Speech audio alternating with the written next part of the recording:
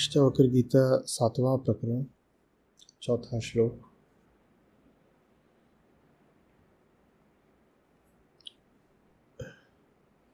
ये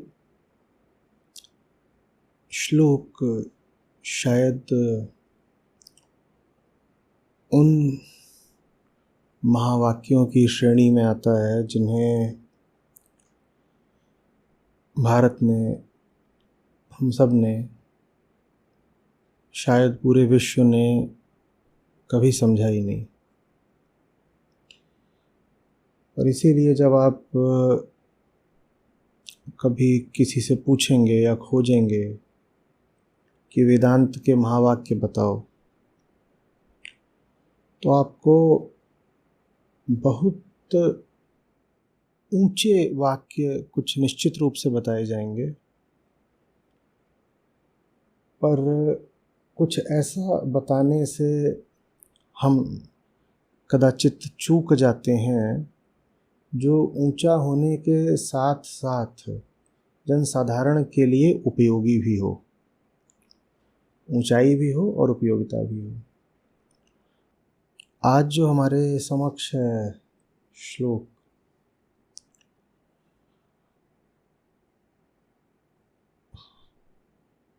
मैं कहना चाह रहा हूं कि अगर हमने इसे समझ लिया होता तो विश्व ही पूरा और खासकर भारत बहुत सारे अज्ञान से, अंधविश्वास से, झूठे सिद्धांत और झूठी मान्यता से और इसलिए बहुत सारी दुर्दशा से बच गया होता। हमने इसको कभी समझा नहीं। आज भी अभी बहुत देर नहीं हो गई है अगर हम अभी भी समझ लें कि वेदांत में जिसको सर्वोच्च स्थान दिया गया है वो है क्या। हमारी मान्यताओं से हटकर, हमारे प्रचलित लोक सत्यों से हटकर, तमाम तरह के आम और ख़ास लोगों ने जो बोल दिया है, गुरुओं और चेलों की जो परंपरा रही है, उस सब से हटकर अगर हम आज भी समझ जाएं कि सचमुच वो आत्मा क्या है जिसको ऋषियों ने सर्वोच्च भी माना और जीवन की सारी यात्रा का अंतिम लक्ष्य भी माना, जिसमें स्थित हो जाने को कहा मुक्ति, वो आत्मा क्या है। तो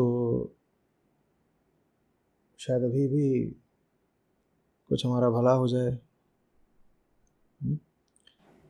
देखिए क्या कह रहे हैं अष्टावक्र, और जो वो कह रहे हैं उसको सुनने और समझने के बाद आत्मा क्या है इस विषय में किसी भी तरह के संशय की कोई गुंजाइश बचनी नहीं चाहिए, क्योंकि अभी भी बहुत लोगों को स्पष्ट नहीं है।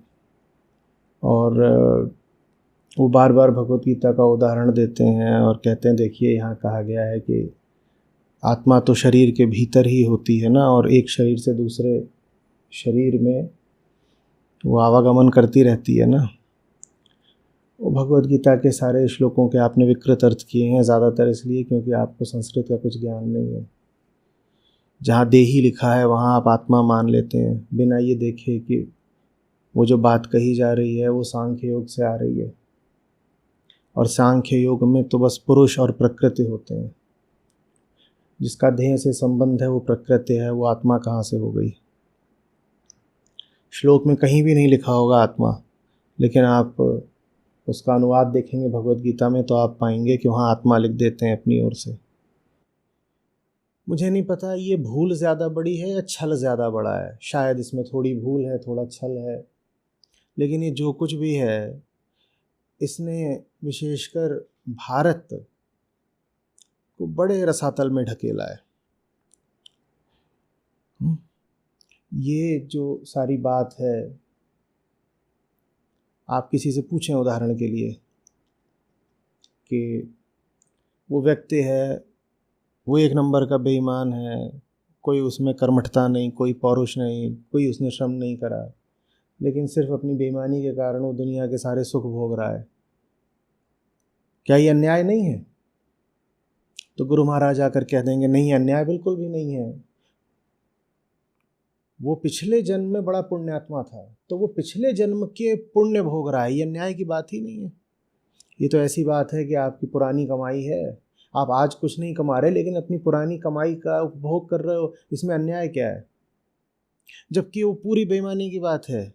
वो आदमी घोर नंबर का अत्याचारी है, शोषक है, बेईमान है, और इसीलिए वो दूसरों के श्रम पर, दूसरों के शोषण पर गुलछर्रे उड़ा रहा है। लेकिन गुरुओं ने कह दिया नहीं, इसमें अन्याय की कोई बात ही नहीं है। आत्मा नाम की जो वस्तु होती है वो जन्म जन्मांतर की यात्रा करती है। इस व्यक्ति के पिछले जन्म में जाकर देखो, इसने पुण्य किए थे, फिर इसकी आत्मा उड़ करके आई है और वर्तमान जन्म में इसके शरीर में समा गई है। और आत्मा के पास पुराने संचित पुण्य होते हैं सारे। आत्मा क्या है? आत्मा जैसे एक वाहन है, आत्मा पर पुण्य और पाप लदे होते हैं। जब आत्मा नए शरीर में जाती है तो पुराने संचित पुण्य और पाप लेके चली जाती है। तो पुराने पाप होते हैं तुम भुगतते हो, पुराने पुण्य होते हैं तुम भुगतते हो। ये कह के तरह तरह के अत्याचार, अन्याय, बेईमानी हमने जायज़ ठहरा दिए हैं। हमारे भीतर फिर विद्रोह और क्रांति की भावना उठती ही नहीं है ना। हम खड़े होकर कहते ही नहीं है कि गलत हो रहा है, इसको रोको, क्योंकि वो हमें गलत लगता ही नहीं। हम कहते हैं अरे ये आज कुछ नहीं कर रहा होगा, या ये आज बुरा आदमी होगा, पर ज़रूर पूर्व जन्म का ये कोई ऋषि है और पूर्व जन्म के इसके पुण्य थे, इसीलिए आज ये इतने सुख और वैभव में है। अब बताओ क्यों होगा भारत में कोई विद्रोह? कैसे उठेगी क्रांति की लपट? यही वजह है कि भारत में कभी कोई समग्र क्रांति होने नहीं पाई। ये जो आत्मा शब्द को भारत ने समझा नहीं। यूरोप में उन्होंने अत्याचार देखा, तरह तरह के अत्याचार देखे। उन्होंने देखा कि चर्च अत्याचार कर रहा है आम नागरिकों पर, वहाँ क्रांति हो गई। वो फ्रांसीसी क्रांति थी। वहाँ उन्होंने देखा कि उद्योगपति, धनपति अत्याचार कर रहा है आम नागरिकों पर, या तानाशाह अत्याचार कर रहा है आम नागरिकों पर, वहाँ क्रांति हो गई। वो रूसी बोल्शेविक क्रांति थी। भारत में कोई क्रांति होने नहीं पाई, क्योंकि हमने कह दिया कि अत्याचार तो होता ही नहीं है। आज अगर कोई तानाशाह बैठ करके मजे कर रहा है तो वो सिर्फ पूर्व जन्म के अपने संचित पुण्य भोग रहा है। इसी प्रकार से आज आपने कहा कि ये बच्चा है, आपने कह दिया है कि ये तथाकथित किसी नीची जाति में पैदा हुआ है, आप इसको पढ़ने नहीं देते, आप इस पर तरह तरह के जुल्म करते हो, आप इससे मैला ढुलवाते हो। इस बच्चे ने क्या गलत करा है जो इसको इतना दुख भोगना पड़ रहा है? कहते हैं नहीं नहीं नहीं नहीं, ये दुख नहीं भोग रहा है, ये अपने पुराने पाप काट रहा है। और अच्छा है ये दुख भोगे, ये दुख भोग के ही इसे अपने पुराने पापों से छुटकारा मिलेगा। ऐसा कहकर के हमने अपने हर शोषण को जायज़ ठहरा दिया। हमने कहा आज हम किसी के साथ अत्याचार कर रहे हैं तो पूर्व जन्म के उसके पापों का नतीजा है, तो अत्याचार जायज़ है। कोई भूखा मर रहा है तो इसमें बात ये नहीं है कि कुछ लोगों ने सारा अनाज अपने गोदामों में भर लिया है। बात ये नहीं है कि आपने विज्ञान की इतनी तरक्की नहीं करी कि आप खेतों में और अन्न उगा सकें। बात कुछ और नहीं है। बात बस ये है कि ये तो पुराने जन्म का पापी है और पुराने जन्म की इसकी आत्मा उड़ी थी, इस जन्म में सारे अपने पाप लेके आ गई और अभी ये उन पापों को भुगत रहा है। आत्मा का जो हमारा विकृत सिद्धांत रहा है उसने हमें कहीं का नहीं छोड़ा है। फ्लॉड कॉन्सेप्ट, क्योंकि हम उसे कभी समझ ही नहीं पाए। क्यों नहीं समझ पाए? क्योंकि हमने कभी जा करके न उपनिषदों को स्वयं पढ़ा, न अष्टावक्र, न ऋभु के पास कभी हम स्वयं गए, और न ही गीता कि हमें जो अनुवाद और भाष्य परोस दिए गए हमने उन पर कभी प्रश्न या जिज्ञासा करी। हमने ये देखने की कोशिश भी नहीं करी कि अनुवाद में जो लिखा हुआ है वो शब्द तो श्लोक में कहीं है ही नहीं, तो ये हमें शब्द क्यों परोसा जा रहा है? हमने कभी ये प्रश्न ही नहीं उठाया। खास तौर पर गीता के दूसरे अध्याय को लेकर के तमाम मुझे प्रश्न आते हैं और विरोध भी आता है। कहते हैं यहाँ तो साफ साफ लिखा हुआ है कि आत्मा तो शरीर के भीतर ही होती है और एक शरीर से दूसरे शरीर। और मज़े की बात यह है कि जिन श्लोकों को लेकर आप आपत्ति करते हो कि यहाँ तो आत्मा की चलनशीलता का समर्थन करा जा रहा है गीता में, ठीक वही श्लोक हैं जिनको अगर ढंग से पढ़ पाओगे तो पता चलेगा कि वहाँ कहा जा रहा है कि आत्मा का इस पूरे देह व्यापार से कोई लेना देना ही नहीं है। इन सब श्लोकों पर मैंने विस्तार से कई बार बोला हुआ है, और जो मैंने बोला हुआ है वो जनता को उपलब्ध है, लेकिन आप उसको पढ़ना भी नहीं चाहते हो, या उसका अगर वीडियो है तो उसको देखना भी नहीं चाहते हो। क्यों? क्योंकि उसको पढ़ोगे तो आपकी मान्यताएं बिल्कुल ढह जाएंगी। और हमने अपना पूरा जीवन ही अपनी मान्यताओं की बुनियाद पर खड़ा कर रखा है। जीवन जिस आधार पर चल रहा है वो आधार ही बदल जाएगा। एक आम भारतीय होता है, वो जिंदगी को जीता कहाँ है? वो तो अगले जन्म के लिए पुण्य एकत्रित करता है। लोग कहते हैं कि अगर आत्मा एक जन्म से दूसरे जन्म में नहीं जाती है आचार्य जी, तो फिर मैं कोई अच्छा काम क्यों करूं? इस प्रश्न को समझो, ये प्रश्न कितना भयानक है, कितने भयानक केंद्र से ये प्रश्न उठ रहा है। वो कह रहे हैं कि अगर आत्मा होती नहीं है और आत्मा अगले जन्म में नहीं जाएगी तो मैं कोई अच्छा काम करूं ही क्यों? मैं तो सारे बुरे काम करूंगा। इसका मतलब ये है कि तुम सारे अच्छे काम अगले जन्म के लालच में कर रहे थे। और जब मैं उनसे बोलता हूँ अच्छा काम इसलिए नहीं किया जाता कि अगले जन्म में लाभ होगा, अगले जन्म में अमीरों के घर पैदा होंगे। अच्छा काम इसलिए किया जाता है क्योंकि वो अच्छा है। यही गीता की सीख है, निष्काम कर्म करो। अगर दूसरे जन्म के लालच में काम कर रहे हो तो निष्काम नहीं रह गया हो, तो सकाम हो गया हो, तो गलत बात हो गई। कहते नहीं, फिर तो हर आदमी बुरा काम करेगा, फिर तो तुम बहुत बुरे व्यक्ति हो ही। अगर तुम ऊपर ऊपर तौर पर अच्छा काम इसलिए कर रहे थे कि उससे आगे लाभ हो जाएगा, ऐसों को ही तो कृष्ण ने मिथ्याचारी कहा है। मेरे नहीं, कृष्ण के शब्द है, मिथ्याचारी, जो आगे के लालच में अच्छा काम करता है। समझ में आ रही है बात? भारत का हर तरीके से नुकसान हुआ है ये सोच करके कि आत्मा जैसी कोई चीज होती है जो इधर से उधर गति किया करती है। और उसी नुकसान का जो सबसे भद्दा उदाहरण है वो है टोना टोटकाबाजी, भूत प्रेतबाजी, झाड़ फूकबाजी, गजब तरीके के अंधविश्वास। फलाने की आत्मा है, वो निकलेगी, यहाँ जाएगी, वहां जाएगी, ये करेगी, वो करेगी। और जो एक उपद्रव हो गया है वो ये है कि कुछ पुराण ऐसे हैं जो इसी प्रकार की बातें करते हैं, लेकिन पुराणों का महत्व उपनिषदों के सामने थोड़े ही है कुछ। पुराणों को तो श्रुति की कोटि में रखा भी नहीं जाता है, पुराण तो स्मृति की कोटि में रखे जाते हैं, और स्मृति का स्थान और स्तर श्रुति से बहुत नीचे होता है। तो आप गरुड़ पुराण का उदाहरण लेकर के वेदांत से बहस करने थोड़ी आओगे। आप वेदांत का विरोध ये कह के थोड़ी करोगे कि गरुड़ पुराण में फलानी बात लिखी है। अगर कहीं पर गरुड़ पुराण का अष्टावक्र संहिता से आपको मेल नहीं दिखाई देता, दोनों में परस्पर विरोध दिखाई देता है, तो गरुड़ पुराण की बात गलत मानी जाएगी। गरुड़ पुराण को किनारे रखिए। लेकिन भारत में खूब चला है, बहुत लोगों का इसमें न्यस्त स्वार्थ रहा है, क्योंकि अगर आत्मा परमात्मा ये सब झंझट चलते हैं तो फिर सारा कर्मकांड भी चलेगा। जब कर्मकांड चलता है तो बहुत लोगों की दुकान चलती है। न जाने अर्थव्यवस्था कितने अरब की, कितने करोड़ की इसलिए ही चल रही है क्योंकि लोगों को आत्माओं की शांतियां करानी है। आज भी जब किसी की मृत्यु होती है भारत में तो कह देते हैं भगवान उसकी आत्मा को शांति दे। अरे आत्मा अशांत हो सकती है क्या? आत्मा परम सत्य है। परम सत्य अशांत होता है क्या?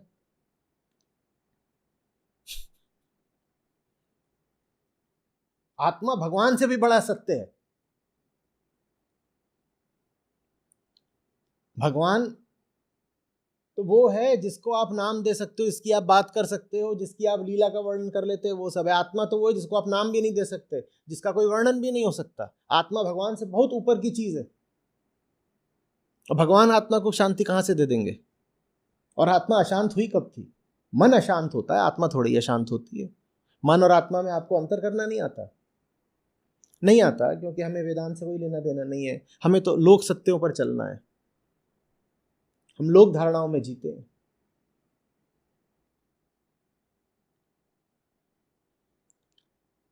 आ रही बात समझ में?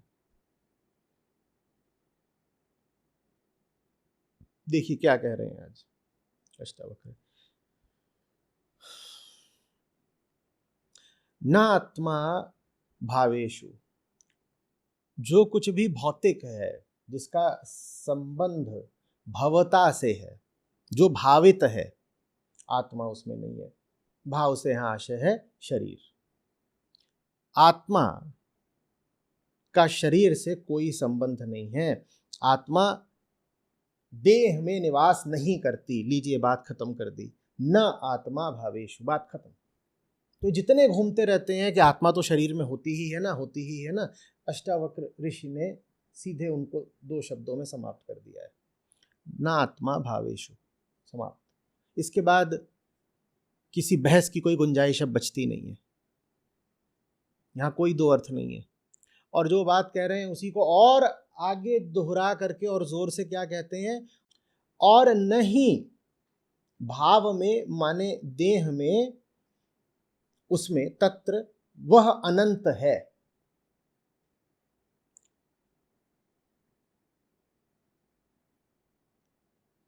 भावस तत्र अनंते।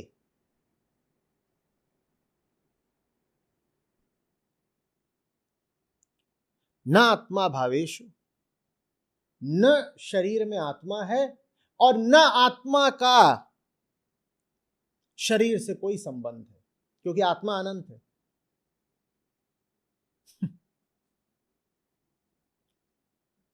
आत्मा शरीर में नहीं होती और अनंत आत्मा का छोटे से शरीर से क्या संबंध होगा? पहले कह दिया आत्मा और शरीर का कोई संबंध नहीं, और फिर आगे कह रहे हैं शरीर और आत्मा का कोई संबंध नहीं।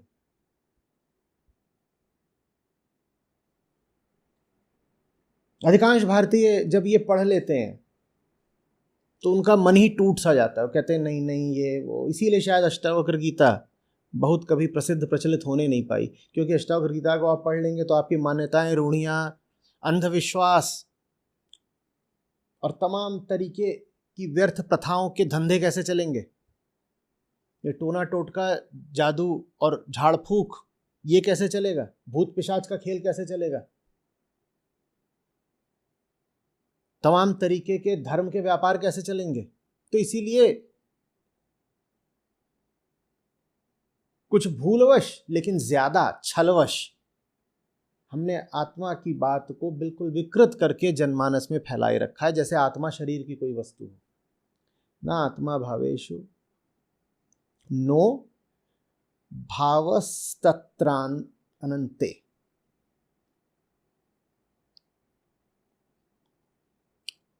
नो भावस तत्र अनंते।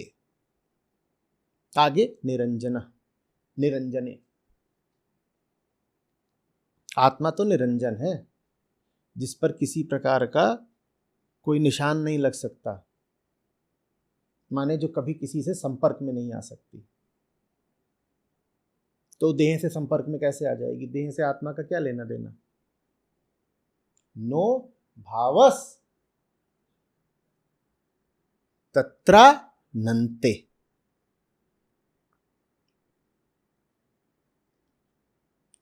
और न आत्मा भावेशु,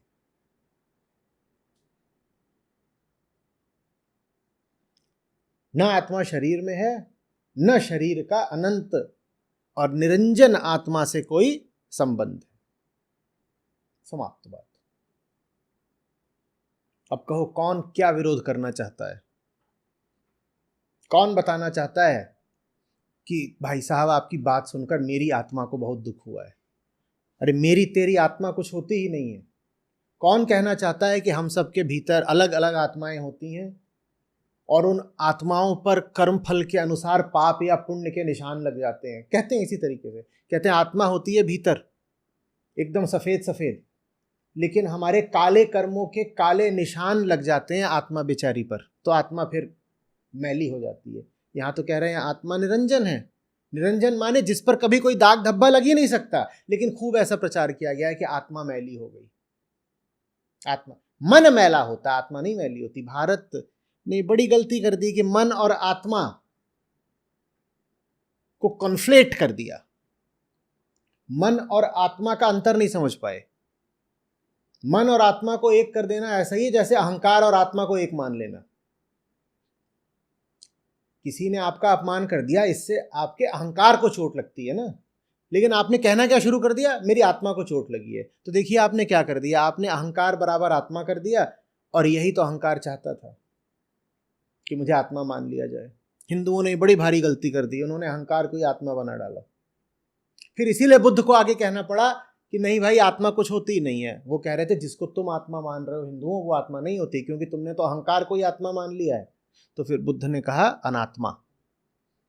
अनात्मा से उनका आशय ये था कि तुम जिसको आत्मा मानते हो वो आत्मा नहीं होती है, तुम तो अपनी ही किसी चीज को आत्मा माने ले रहे हो, अपनी ही अहंकार को, अपने ही भाव को, अपने ही मन को तुम आत्मा माने ले रहे हो। तो उन्होंने कहा हटाओ ये सब झूठ तुम्हारा। और बुद्ध की बात ज्यादा सही थी। हम जिसको आत्मा मान रहे हैं वो एक बहुत बड़ा झूठ है, और जो वास्तविक आत्मा है उसको हम जानते नहीं। समझ में आ रही है बात? अपने भीतर से ये जो सदियों का कचरा है ये बिल्कुल निकाल दीजिए कि आत्मा यहाँ है, कि आत्मा वहाँ है, कि आत्मा पेड़ पे टंगी है, कि आत्मा मृत्यु के बाद शरीर से निकल गई, कि आत्मा गर्भ के दूसरे महीने में गर्भ में प्रवेश कर गई। ये सारा कचरा बिल्कुल मन से निकाल दीजिए और इसको बिल्कुल मंत्र की तरह दोहराइए, ना आत्मा भावेशु। आत्मा का शरीर से नहीं कोई लेना देना।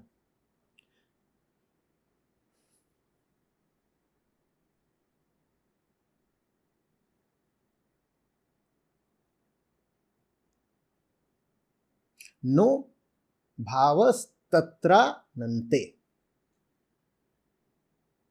और न शरीर का आत्मा से कुछ लेना देना है, ना आत्मा का शरीर से कुछ लेना देना, ना शरीर का आत्मा से कुछ लेना देना नहीं। आत्मा अनंत और निरंजन है। जब कहा जाता है कि मैली हो गई चदरिया, तो वो आत्मा की नहीं बात हो रही है, वो मन की बात हो रही है।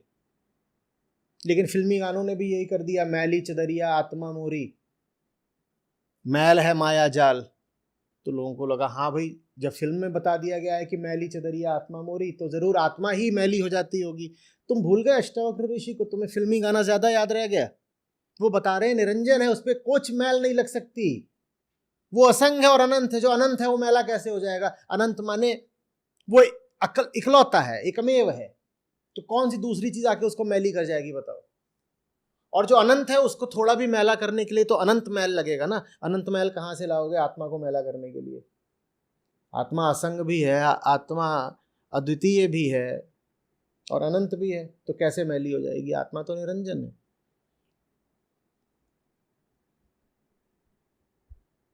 सुना मैली चदरिया आत्मा मोरी, मैल है माया जाल, ये दुनिया मेरे बाबुल का घर, वो दुनिया ससुराल। और बड़े मन से ये गाना गाया जाता है। जब गाना गाया जाता है तो हमको लगता है सही बात हो रही होगी कि आत्मा ही मैली हो जाती होगी, मैली चदरिया आत्मा मोरी। तो फिर अष्टावक्र ऋषि का क्या करें? वो तो कह रहे हैं निरंजन है।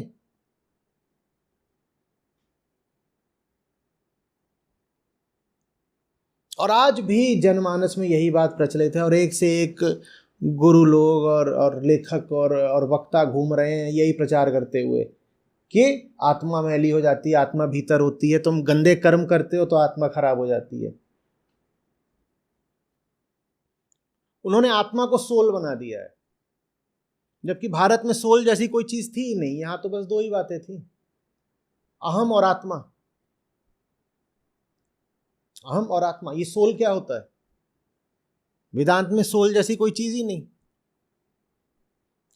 पर हमने ऐसा कर दिया है कि सोल माने आत्मा।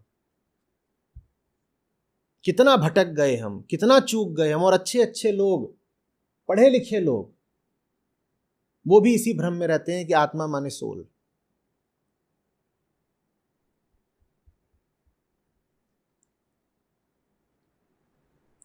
समझ में आ रही है बात? ना आत्मा भावेश,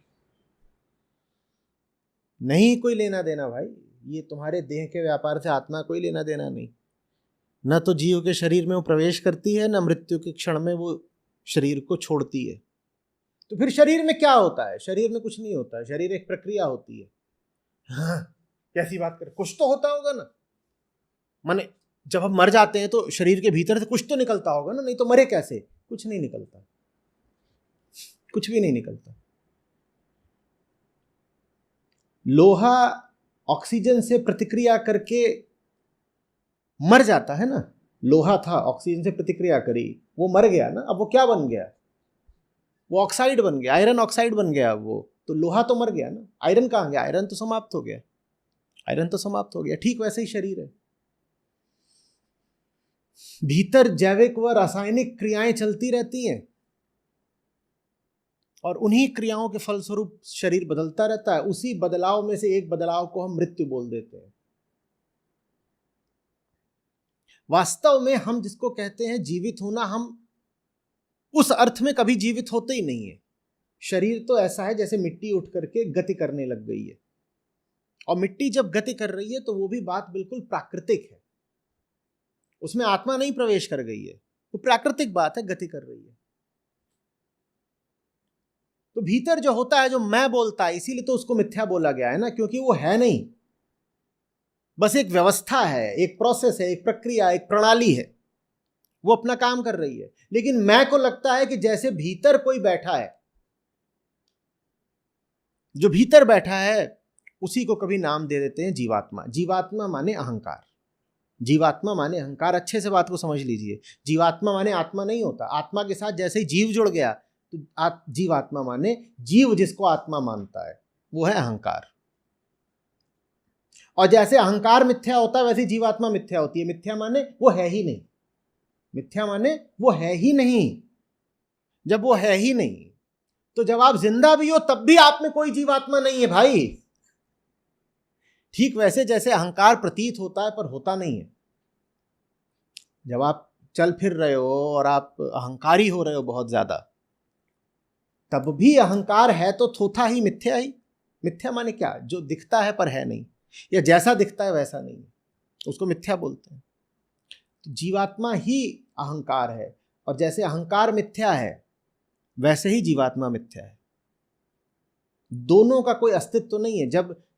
जब आपके इसी जन्म में आपके भीतर कुछ नहीं है तो अगले जन्म में कौन सी चीज उड़कर चली जाएगी?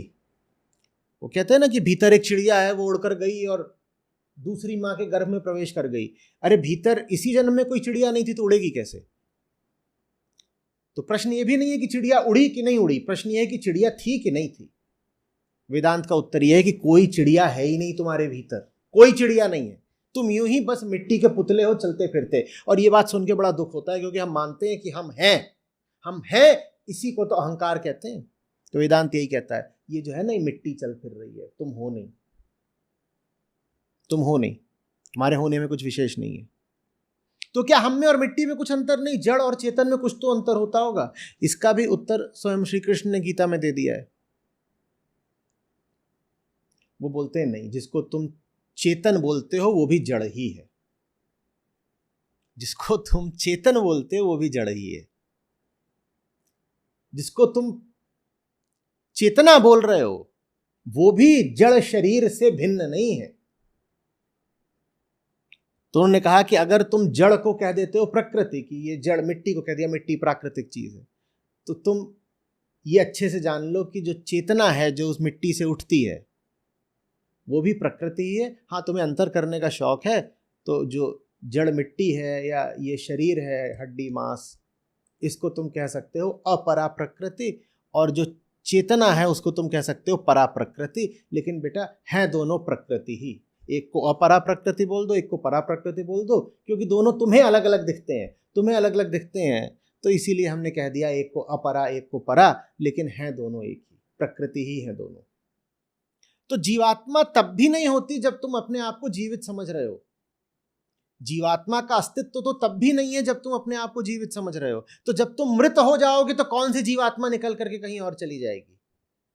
जीवात्मा तो तब भी नहीं है जब आप जिंदा हो, तो आपके मरने पर आपकी देह से निकल कैसे जाएगी? कुछ नहीं है भीतर भाई। सब कुछ खोज लो भीतर मिलेगा, मैं नहीं मिलेगा, अहंकार नहीं मिलेगा, और अहंकार का ही नाम जीवात्मा है, वो नहीं मिलेगी कहीं। फिर चाहे झूठ आप कितना फैला लो कि एक आदमी मर रहा था तो उसको कांच के बक्से में डाल दिया, और जैसे ही वो मरा तो कांच का बक्सा एकदम क्रैक हो गया और उसी दरार से छोटी सी जीवात्मा निकल करके भग गई। और पंडितों को बड़ा आनंद आता है बताने में कि आदमी जब मर जाता है तो 13 दिनों तक उसकी जीवात्मा आसपास ही रहती है, उसको खाना खिलाओ, ये करो, और पंडित जी को बहुत सारी दान दक्षिणा भी दो। अब समझ में आ रहा है ना ये जीवात्मा का कार्यक्रम क्यों चलता रहा इतनी शताब्दियों से।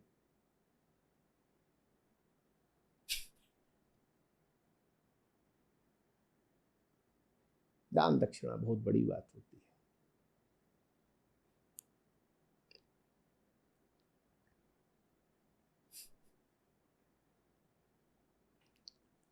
और ऐसा नहीं कि सब पंडितों ने जानबूझ के ही किया, उन्हें खुद भी नहीं पता, तो कुछ इसमें भूल है और कुछ छल है। समझ में आ रही है बात ये। इत्यसक्तो अस्पृह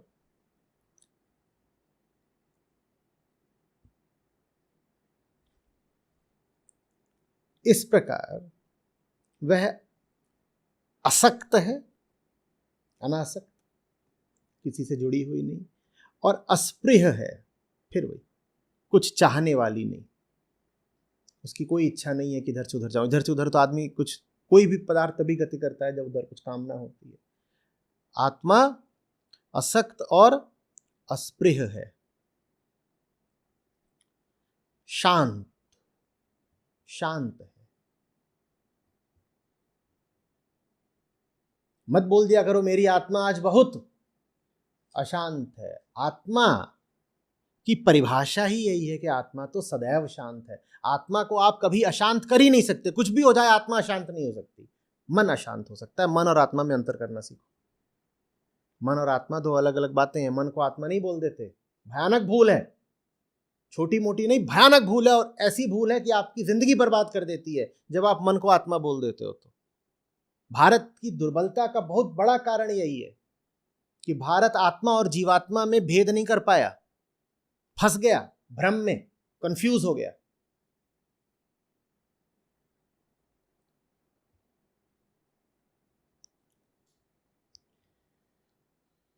एतदेवा हमास्थितः,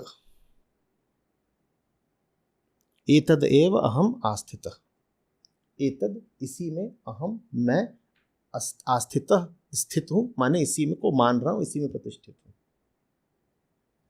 एतदेव अहम आस्थितः।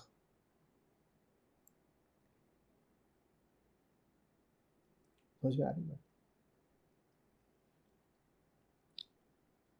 आत्मा असंग है, आत्मा अस्पृह है, आत्मा शांत है, बस यही सत्य है, और मैं इसी में स्थित हूं।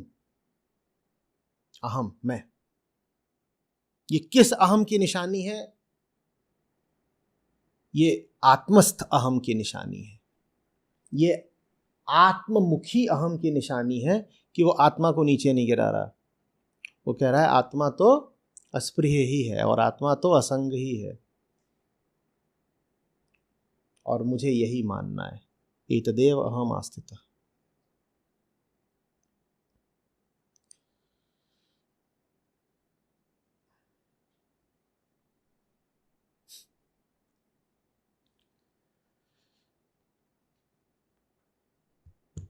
कुछ बचा अब इसके बाद? मैं ढूंढ रहा हूं कि इसमें कुछ भी ऐसा हो जो द्व्यर्थी हो, या जिसको लेके कोई संशय संदेह बचा रह सकता हो। मुझे इसमें कुछ भी ऐसा नहीं दिख रहा जिसको लेकर के कहीं संदेह की जरा सी भी संभावना बची रह जाए, इतनी सी भी। सारी तो बात स्पष्ट हो गई। अब क्या करोगे उनका जो मरे हुए लोगों का भी अपमान करते हैं ये बोल के कि ईश्वर इनकी आत्मा को शांति दे। यहां तो बोल रहे हैं आत्मा तो है ही शांत, तो ईश्वर फिर किसकी, ईश्वर क्या शांति देगा?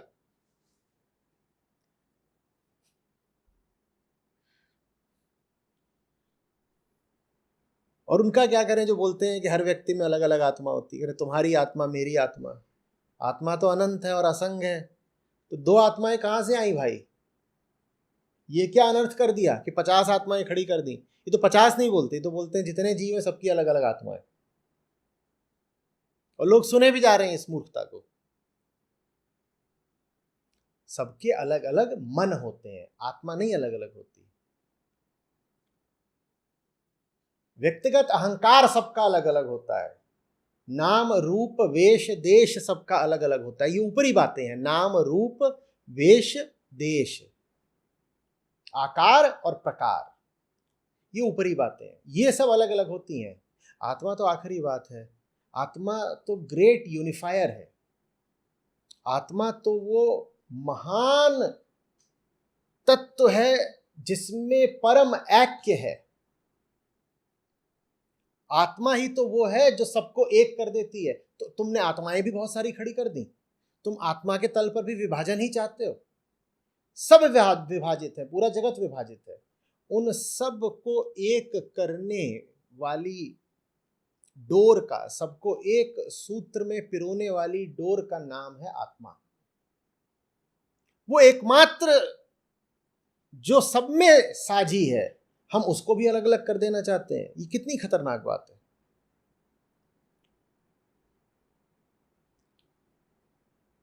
बूढ़े और बच्चे में कितना साझा है। मनुष्य और पशु में सब अंतर ही अंतर दिखाई देते हैं। स्त्री और पुरुष में भेद के अलावा कुछ दिखता नहीं। अमीर और गरीब में भी हमको इतनी दूरियां दिख जाती हैं। सब कुछ अलग अलग बटा और बिखरा ही तो है ना इस जगत में। और जितना बिखराव है उतना दुख है, उतनी हिंसा और उतना क्लेश है। अगर आप एकता चाहते हो तो उसके पास जाना पड़ेगा जो एक ही है। एकता चाहिए तो उसके पास जाओ ना जो एक ही है, उसको आत्मा बोलते हैं। और इसीलिए आत्मा का सिद्धांत सबसे ज्यादा उनको अखरता है जो बिखराव और विभाजन चाहते हैं। क्योंकि अगर पता चल गया कि जिसको तुम घृणा की दृष्टि से देख रहे हो,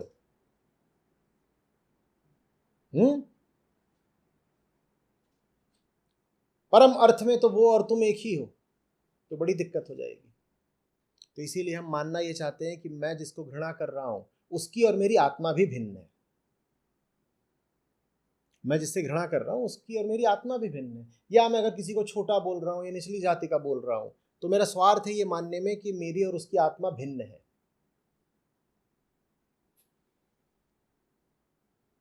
नहीं तो कैसे उसको छोटा बोल पाऊंगा? जब आत्मा एक है तो कोई तुमसे छोटा कैसे हो गया?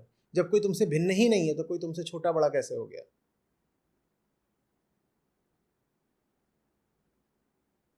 तो इसीलिए एक आत्मा से, अद्वैत आत्मा से द्वैतवादियों को बड़ा डर लगता रहा है। वो एक आत्मा भी नहीं मानते, कहते अरे नहीं नहीं नहीं, आत्माएं आत्माएं आत्माएं आत्माएं।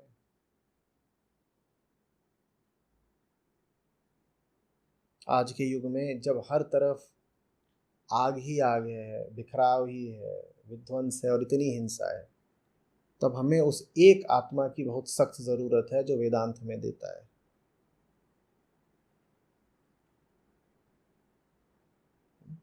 उसके अलावा तो वैसे भी व्यक्ति और व्यक्ति में बस अलगाव हैं, अलगाव, दूरियां, अंतर। सब अंतरों को जो पाट दे उसको कहते हैं आत्मा निरंतर।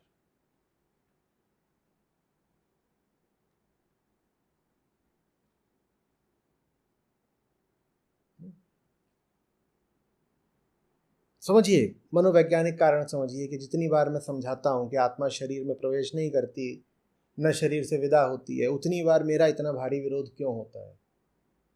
मनोवैज्ञानिक कारण समझिए। कारण ये है कि अगर आत्मा अलग अलग नहीं है, ना आत्मा चलायमान है, तो बहुत सारे लोगों के स्वार्थों पर गहरी चोट पड़ेगी।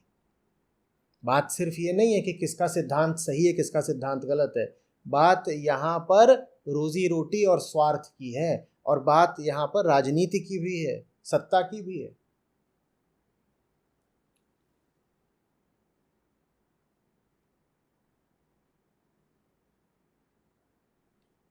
पूरा विश्व अगर समझ ही ले ये कि ये आत्म तत्व क्या होता है, तो उसके बाद कैसे होंगे युद्ध, कैसे उलझेंगे हम छोटी छोटी बातों में, कैसे दूसरे को अपने से अलग मानेंगे या हीन मानेंगे, कैसे इतने पेड़ काट देंगे, कैसे इतने पशुओं की हत्या कर देंगे, मांसाहार असंभव हो जाएगा।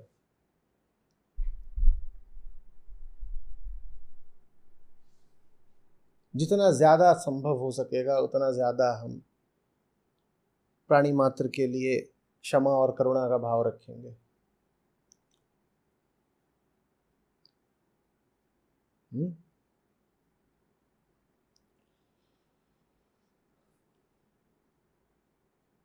नात्मा भावेषु नो भावस्तत्रानन्ते निरञ्जने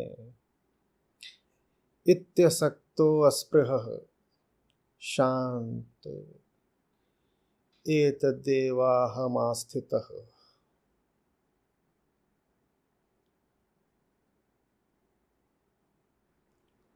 जैसे पूरा वेदांत यहीं आके सिमट गया है।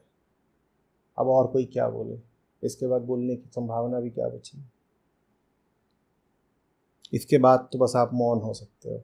और मौन शब्द बड़ा प्यारा है। वेदांत में आत्मा और मौन को एक कहा गया है। आत्मा मौन है।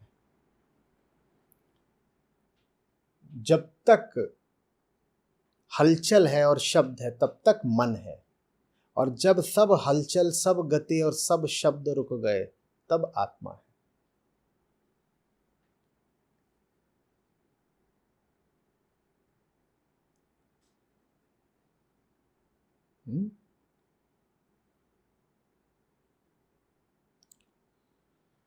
और ये अच्छे समझ लीजिए, भगवत गीता कहीं पर भी नहीं कहती है कि आत्मा एक शरीर छोड़ के दूसरे शरीर में जाती है। ना, जो श्लोक आप लोग उद्धृत करते रहते हो कि जैसे देही वस्त्र त्यागता है और दूसरे वस्त्र ग्रहण करता है, वहाँ पर जिसकी बात हो रही है वो आत्मा नहीं है, वहाँ प्रकृति की बात हो रही है। वहाँ कहा जा रहा है जैसे सागर में एक लहर उठती है और दूसरी गिरती है, फिर एक गिरती है दूसरी उठती है, ठीक उसी तरह मिट्टी से एक शरीर उठता है, एक शरीर गिरता है।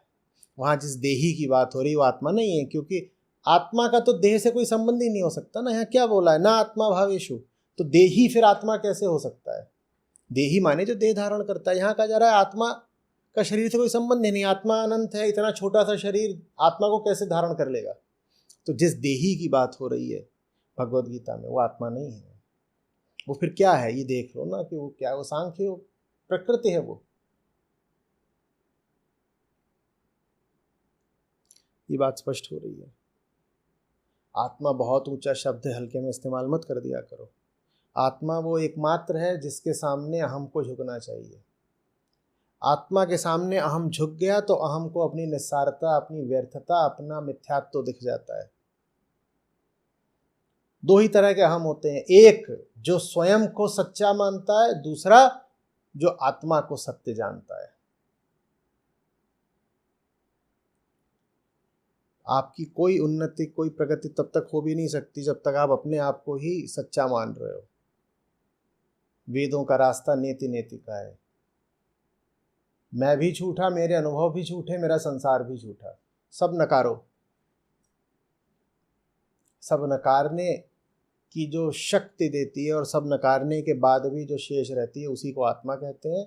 और चूंकि आत्मा एकमात्र सत्य है इसीलिए आत्मा का ही नाम ब्रह्म है। अयम आत्मा ब्रह्म। पागल सा घूमता रहता है मन। जो मन पागल सा घूमे उसके केंद्र में अहंकार बैठा हुआ है। और मन में जब बोध माने प्रज्ञान आ जाए तो वो जो मन है निर्मल हो जाता है, आत्मा हो जाता है। प्रज्ञानम ब्रह्म, ब्रह्म आत्मा है और प्रज्ञान ब्रह्म है, माने प्रज्ञान ही आत्मा है। और प्रज्ञान का क्या अर्थ है, ज्ञान से भी आगे का ज्ञान, अपना ज्ञान। अपना ज्ञान माने आत्मज्ञान। आत्मज्ञान माने अपनी न होने को जान लेना। अपने मिथ्यात्व का ज्ञान ही आत्मज्ञान है। मैं नहीं हूं ये जानना ही आत्मज्ञान है। और मैं नहीं हूं ये जानना ही फिर आत्मा है, प्रज्ञानम ब्रह्म।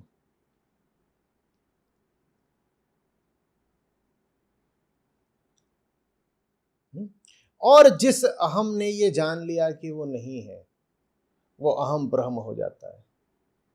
अहम ब्रह्मास्मि। प्रज्ञानम ब्रह्म और अहम ब्रह्मास्मि। इसका मतलब ब्रह्म तभी है ना जब अहम प्रज्ञान हो जाए। प्रज्ञान ब्रह्म है और अहम ब्रह्म है, इसका मतलब ब्रह्म होने के लिए अहम को क्या होना पड़ेगा? प्रज्ञान होना पड़ेगा। सीधी सी गणित है ना।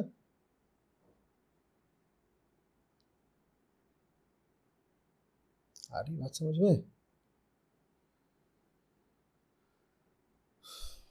मुक्ति क्या है? इस भ्रम से आजाद हो जाना कि तुम हो, यही मुक्ति है। मैं हूं, मिट्टी मृत है, मैं जीवित हूं, यही सबसे बड़ा भ्रम है। तुम जीवित नहीं हो, यही जानना मुक्ति है। तुम जीवित नहीं हो, तुम मिट्टी ही हो। मिट्टी कर्म कुनिंदी यार, मिट्टी ही कर रही है कूदफांद, कारोबार, सारा व्यापार। माटी कर्म कुरिंदी यार, तुम मिट्टी ही तो हो, मिट्टी से भिन्न नहीं हो तुम कुछ भी। मृत्यु के समय कुछ विशेष नहीं होता, बस मिट्टी का पुतला गिर जाता है। बताओ, मिट्टी का पुतला गिर गया, इसका मतलब उसमें से कोई चिड़िया निकल के भागी है? मिट्टी का पुतला खड़ा हुआ था, फिर मिट्टी का पुतला गिर गया, तुम मिट्टी ही हो। संतों ने क्या बोला? बोले ये सब जो तुम दे रहे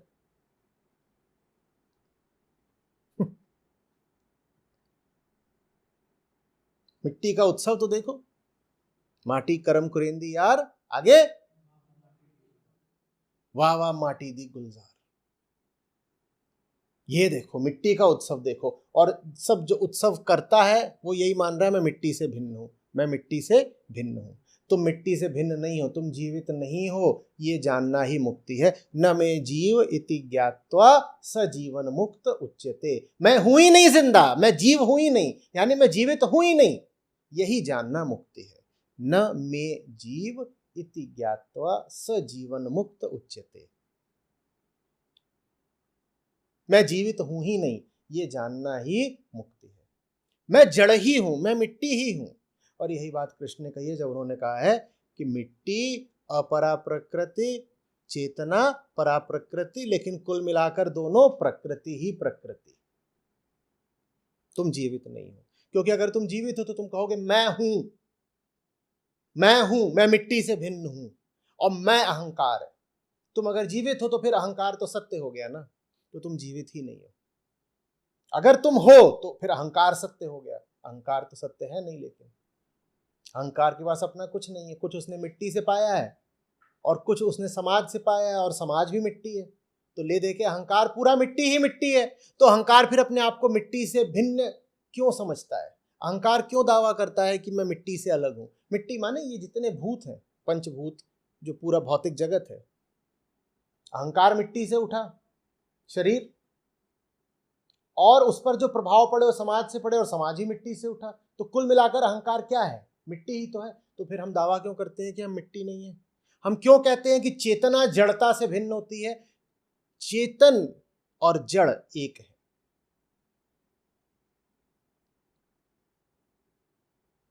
एक बार मैंने बहुत 10-12 साल पहले कभी था, ट्वीट करी होगी कि consciousness is just a lie in duality. जिसको आप अपनी चेतना बोलते हो वो बस एक द्वैतात्मक झूठ है। जिसको आप चेतना बोलते हो बस एक द्वैतात्मक झूठ है।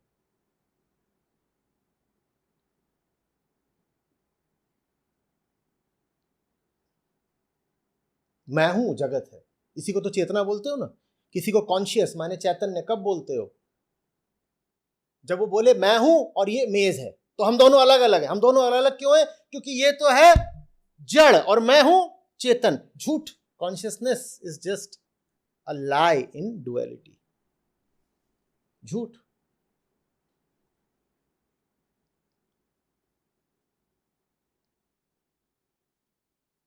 तो क्या सब कुछ जड़ ही जड़ है? जब जड़ ये जान ले कि वो जड़ है तो वो आत्मा हो जाता है। जब तुम बोल दो न में जीव, जैसे ये जान लेते हो, इति ज्ञात्वा, तुम जीवन मुक्त हो जाते हो। अब तुम अहंकार नहीं रहे, तुम आत्मा हो गए। जैसे ही तुम जान गए, तुम हो ही नहीं, तुम आत्मा हो जाते हो। जानने से होते हो, ज्ञान से। इति ज्ञात्वा, जानने के उपरांत, जानने से, जानकर।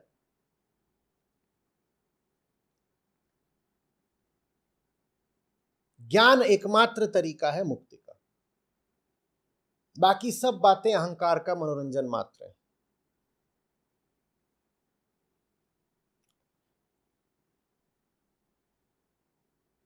अच्छा मनोरंजन हो सकती है, मीठा मनोरंजन हो सकती है, उस मनोरंजन से कुछ तात्कालिक छोटा लाभ भी हो सकता है, पर ले दे के मनोरंजन।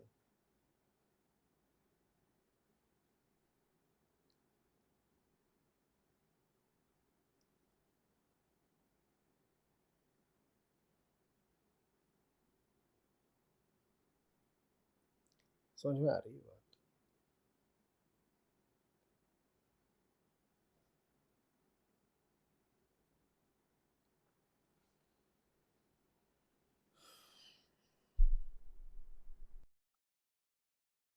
प्रणाम आचार्य जी। हाँ राजदीप। हाँ, आज आत्मा की बात हो रही थी, तो अध्याय 1 श्लोक क्रमांक 12, ये आत्मा का मुझे सबसे विख्यात और अच्छा श्लोक लगता है। उसमें आत्मा के बारे में 10 शब्द दिए गए हैं। आत्मा क्या है, इस बारे में 10 शब्द। तो इस कंटिन्यूएशन में अगर आप इसको भी थोड़ा समझा दें तो। आत्मा साक्षी विभु पूर्ण एको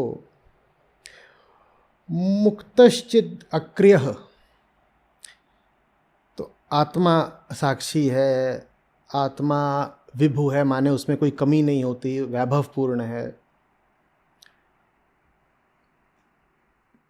एक है, उसका कोई संगी से नहीं है, उसके बराबर का कोई नहीं है, उसके जैसा कोई नहीं है, मुक्त है, चिद स्वरूप है और अक्रिय है। इसके आगे क्या है? असंग भी है, निष्प्रह भी है, शांत भी है। और जिन्हें भ्रम होता है उन्हें लगता है कि आत्मा संसार की कोई वस्तु है या संसार में उसका कोई अस्तित्व है, या आत्मा का अस्तित्व उसी तल पर है जिस तल पर संसार का अस्तित्व है। ये भ्रम की बात है। देखो क्या होता है, मुझे अगर मानना है कि मैं हूँ, तो मैं अस्तित्व माने अस्ति शब्द की ही परिभाषा क्या कर दूंगा? मैं कहूँगा वही चीज़ अस्तित्वमान है जो मेरे तल पर है, क्योंकि मैं अस्तित्वमान हूँ, मैं अस्तित्वमान हूँ, एग्जिस्टेंट हूँ। तो अगर किसी भी चीज़ को अस्तित्व रखना है तो उसे मेरे ही तल, मेरे ही डायमेंशन में होना पड़ेगा ना।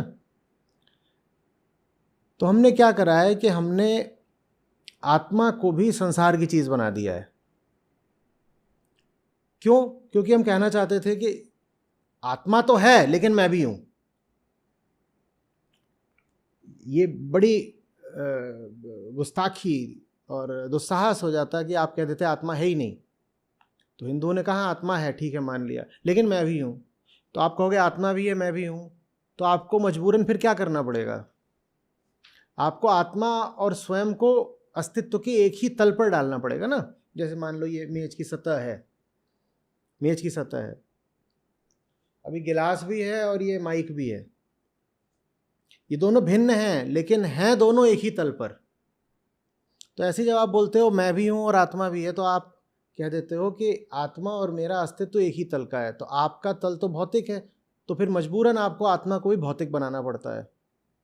भौतिक कौन सी चीज़ होती है? जो दूसरी भौतिक चीज़ों से कुछ संबंध रख सके, प्रतिक्रिया कर सके। तो आपने आत्मा को भी ऐसा बना दिया जो जगत के कर्मों से प्रतिक्रिया करती है। तो आपने कह दिया कि मनुष्य के कर्म फल का दाग धब्बा उसकी आत्मा पर लग जाता है। ये एक तरह का आपने देखो क्या करा, रासायनिक प्रक्रिया ही तो कर दी है ना। आत्मा को आपने बना दिया कि आत्मा प्रभावित हो जाती है किस चीज़ से? इसी तल पर जो घटनाएं घट रही होती हैं आत्मा उससे प्रभावित हो जाती है। और आपने आत्मा का संबंध भौतिक चीज़ों से कैसे बना दिया? आपने कहा भौतिक शरीर, उसमें आत्मा घुसती है, और भौतिक शरीर उससे आत्मा निकलती भी है और कहीं और जाती भी है, और ये जो बीच में ये जो भौतिक जगत है, ये जो स्पेस टाइम है, इसमें आत्मा यात्रा भी करती है। ठीक वैसे जैसे लोग यात्रा करते हैं वैसे आत्मा भी एक घर से निकल के दूसरे घर में घुसती है। तो आपने आत्मा को अपने तल पर नीचे खींच डाला और ये आपने बड़ा अपने साथ ही अपराध कर लिया। आत्मा को तो क्या बिगड़ेगा, लेकिन आपने अपने साथ ही अपराध कर दिया और भारत को इसकी बड़ी सज़ा मिली है। जो हमने आत्मा शब्द के साथ दुर्व्यवहार करा है, हमें उसकी बड़ी सज़ा मिली है। मैं बार बार बोला करता हूँ, आत्मा है लेकिन उस अर्थ में नहीं है आत्मा जिस अर्थ में ये गिलास है। तो अगर आपको मानना है कि ये गिलास है तो फिर ये मानना छोड़ दो कि आत्मा है। ये जो है शब्द है, अस्ति है, किसका अस्तित्व है, ये बहुत महत्वपूर्ण शब्द है ना। सारी ज्ञान मीमांसा यही तो खोज रही है, क्या है और किसको माने कि नहीं है। क्योंकि सिर्फ इसलिए कोई चीज़ हो नहीं सकती, प्रमाणित हो नहीं सकती कि वो आपको प्रतीत होती है। अब ये जो ग्लास है आपको इसीलिए लगता है कि है क्योंकि ये आपकी उंगलियों को, माने त्वचा को और आपकी आँखों को सब प्रतीत हो रहा है। और अभी कुछ पीऊँगा तो ज़बान को और पेट को भी प्रतीत होगा। तो मैं कह देता हूँ है। इसी तरह फिर मैं कह देना चाहता हूँ कि आत्मा भी है तो आत्मा भी है तो आत्मा भी ऐसी कुछ स्वाद भी रखती होगी, आत्मा का भी कुछ रूप रंग आकार होता होगा। तो फिर जो भ्रम फैलाने वाले लोग थे उनको बड़ी सुविधा हो गई, उन्होंने आत्मा को भी कह दिया उसका ऐसा आकार है, फलाने की आत्मा घूम रही थी, फलाने की आत्मा कुएं में मिली, फलाने की पेड़ पे चढ़ गई, पहाड़ में मिली, ये हुआ वो हुआ। अहम और आत्मा एक साथ नहीं रह सकते। अगर अहम है तो आत्मा नहीं है। और इसीलिए आत्मा इतनी दुर्लभ होती है क्योंकि अहम ये मानता ही नहीं कि वो स्वयं नहीं है। अगर अहम है तो आत्मा नहीं हो सकती। प्रेम गली अति सांकरी होता है ना, दो नहीं हो सकते, उसमें दो नहीं समाते। अहम और आत्मा एक साथ नहीं चलेंगे। और प्रेम की भी परिभाषा यही है, प्रेम गली अति सांकरी, प्रेम भी यही है। प्रेम वही है जो अहम का आत्मा से होता है, बाकी ये सब कोई प्रेम एम नहीं होता कि आप जाके किसी साकार विषय को पूजने लग गए और आपने कह दिया कि मेरा तो प्रेम है या मेरा ईश प्रेम है। वो सब प्रेम नहीं होता। अहम है मात्र और आत्मा है, इन दो के अलावा कोई तत्व होता नहीं तीसरा। तो बाकी सब जो आप चीजें ले आए हो उनका कोई महत्व नहीं, यही दो तत्व हैं। तो प्रेम भी मात्र इन्हीं दो तत्वों के मध्य हो सकता है। अहम का जो आत्मा की ओर झुकाव है, अहम जो अपने मिट जाने की कामना करता है उसको प्रेम बोलते हैं। अहम जो अपने मिथ्यात्व को जानने लग जाता है उसको प्रेम बोलते हैं। माने बोध ही प्रेम है। बोध और प्रेम में कोई अंतर नहीं है। इसीलिए बार बार बोलता हूं कि ज्ञान मार्ग और प्रेम मार्ग अलग अलग नहीं होते। बात समझ में आ रही है? जब तक ये तुम कहते रहोगे कि तुम हो और ये सब जो तुम्हें दिख रहा है, प्रतीत अनुभव हो रहा है, ये सच ही है, तब तक आत्मा को तो भूल जाओ, क्योंकि फिर आत्मा सच नहीं हो सकती। इस एक म्यान में ये दो तलवारें एक साथ नहीं डल सकती। या तो तुम सच हो या आत्मा सच है। और अगर आत्मा सच है तो तुम्हें मानना पड़ेगा कि तुम झूठे हो। और ये सबको मान लेने में कोई ऐसा नहीं कि दिल टूट जाना है, ये बड़ी राहत की बात होती है।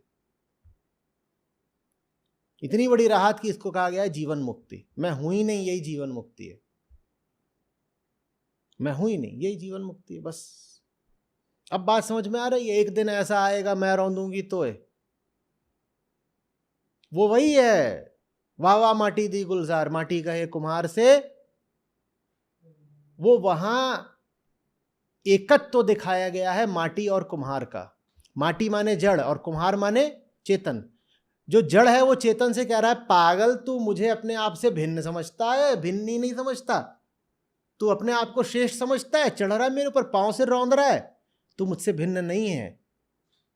बस यही है कि कभी नाव पानी पर और कभी पानी नाव पर। आज तू मुझ पे चढ़ा हुआ है, कल मैं तुझ पे चढ़ जाऊंगी, हम दोनों एक ही हैं। और फिर एक दिन ऐसा आएगा कि इसी माटी से, तेरी ही राख से एक नया कुम्हार खड़ा हो जाएगा। तेरी ही राख से एक नया कुम्हार खड़ा हो जाएगा, हम दोनों एक हैं। एक दिन ऐसा आएगा मैं रौंदूंगी तो। तू अगर रौंद सकता है तो क्या सोचता है? तू ही करता है, मैं बराबर की करता बनूंगी। अगर तू करता है तो मैं भी करता हूं। क्यों? क्योंकि हम दोनों एक हैं। जैसे तू मुझे अभी रौंद रहा है, एक दिन मैं तुझे रौंदूंगी। तो बता फिर तू कैसे कह सकता है कि तू चेतन है, मैं जड़ हूं? हम दोनों एक हैं। पर कुम्हार को ये बात समझ नहीं आती, इसी को अहंकार बोलते हैं। कुम्हार सोचता है मैं तो अलग हूं ना, मिट्टी छोटी चीज है, मिट्टी तो प्रकृति है, और मैं तो पुरुष हूं। अरे पुरुष और प्रकृति एक ही है, खेल के दो हिस्से हैं। और जब तक पुरुष अपने आप को प्रकृति के संदर्भ में देख रहा है, माने वही डुअलिस्टिक कॉन्शियसनेस, तभी तक तो बंधन है पुरुष की। वरना बताओ पहचान क्या है अगर प्रकृति से अपने सारे बंधन तोड़ दे? कोई पहचान जब नहीं बचती उसको ही मुक्ति कहते हैं। जो पुरुष मिट गया वही तो मुक्त कहलाता है। पुरुष बचा ही तब तक रहता है जब तक उसका रिश्ता प्रकृति से रहता है। कितनी अजीब बात है।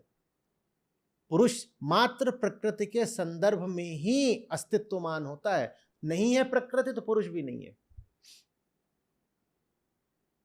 माने पुरुष की ये बेचारगी है, लाचारगी है कि उसे मानना पड़ेगा कि मैं तो चेतन हूं और प्रकृति जड़ है। नहीं साहब, ऐसा कुछ नहीं है। आप दोनों एक ही हैं और इसको जान लेना ही मुक्ति है। आप कुम्हार और मिट्टी की बात किए, उससे मुझे बाबा फरीद याद है। बाबा फरीद भी कहते हैं, फरीदा खाक ना निंदी है।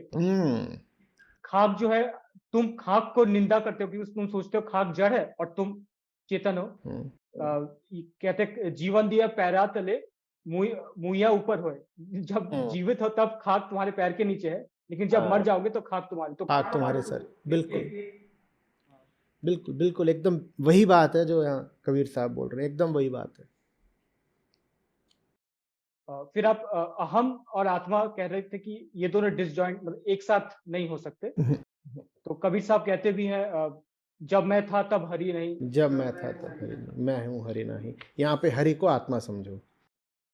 तो आपके व्याख्यान से मुझे ऐसा लगा कि ऐसा नहीं है कि ब्रह्मांड ने शरीर को बनाया, ऐसा लगा कि शरीर की वजह से ब्रह्मांड है। दोनों एक साथ हैं, कोई इसमें से करता नहीं है। द्वैत का क्या मतलब होता है? द्वैत में जो दो होते हैं उसमें से एक दूसरे का निर्माता होता है क्या? द्वैत में जो दो होते हैं उसमें से कोई एक दूसरे का निर्माता होता है? अगर एक निर्माता है तो फिर द्वैत को फिर झूठ नहीं बोल सकते हम। द्वैत की बात ही यही है कि उसमें दो होते हैं और दोनों एक दूसरे के निर्माता होते हैं। प्रतीत्य समुत्पाद, समुत्पाद माने दोनों एक दूसरे का उत्पादन कर रहे हैं। ये कितनी अजीब बात है। तो दोनों ही नहीं है। एक को लगता है मैं इसलिए हूं क्योंकि दूसरा है, दूसरे को लगता है मैं इसलिए हूं क्योंकि पहला है, और है दोनों ही नहीं। जैसे किसी से पूछा जाए कि भाई तुम्हारा घर कहाँ वही है, वही वही वही उदाहरण, फलाने के घर क्या है, एकदम और एकदम फलाने से पूछा जाए तुम्हारा घर क्या है तो बोले इसके घर एकदम एकदम। तो मुझसे पूछो कि बताइए कैसे पहुंचे बेंगलोर, तो मैं कहूं हैदराबाद चले जाओ पहले। और पूछो हैदराबाद कैसे जाना है तो मैं कहूं बेंगलोर से सीधी फ्लाइट है। इन्होंने पूछा बेंगलोर जाना है तो मैंने कहा अच्छा ठीक है हैदराबाद से चले जाना। बोले अच्छा हैदराबाद से बेंगलोर चले जाएंगे। अब ये भी बताइए कि पहले बेंगलुरु कैसे पहुंचे। मैंने कहा वहाँ हैदराबाद से सीधी फ्लाइट है। अब तुम कहीं पहुंच सकते हो। इसको सॉफ्टवेयर की भाषा में क्या बोलते हैं? Circular dependence, circular reference. हाँ, कि एक लाइन बोल रही है कि नीचे वाली लाइन पे जाओ और नीचे वाली लाइन बोल रही है ऊपर वाली लाइन पे जाओ। जैसे बेसिक भाषा में ना 10-20 लिखते थे उसमें, तो गो टू 20, फिर वहाँ लिखा है गो टू 10। वो इनफाइनाइट लूप बन जाता है। इस इनफाइनाइट लूप को ही द्वैत बोलते हैं। इससे कोई बाहर ही नहीं आ सकता। जन्म मरण का चक्र ये जो बस बस बस बस। स्टार्टिंग में जब आपने बताया था कि कैसे आत्मा का विकृत अर्थ की वजह से एक्सप्लॉयटेशन भी हुआ और साथ में जो रेवोल्यूशन आना था वो नहीं हुआ, तो मैं एक्चुअली जब सुन रहा था मुझे नाजीज़म था तो उसमें एक्चुअली उनके कमांडर थे, उनका एक कोट था कि truth is a lie been repeated again and again. तो वो एक छोटी सी चीज़ थी, मतलब मैं एक्चुअली आपने बीच में कहा बहुत ख़तरनाक चीज़ हुई है कि इससे वो तो है ही। हम किसी को पाते हैं कि वो तड़प रहा है तो हम ये थोड़ी कहते हैं कि समाज ने इसके साथ बुरा किया। हम कहते हैं कि ये पापी कहीं का, जरूर इसने पुराने पाप करें इसलिए ऐसे तड़प रहा है। ये खतरनाक बात हो गई कि नहीं हो गई? और अगर कोई ऐश काट रहा है तो हम ये थोड़ी कहते हैं कि दुराचारी, ये नहीं चलेगा, इतने अन्याय करके ऐश करेगा। हम कहते हैं अरे तो पूर्व जन्म का पुण्यात्मा है और वही पुराना पुण्य फल अब ये भोग रहा है। ये कितनी खतरनाक बात हो गई ना।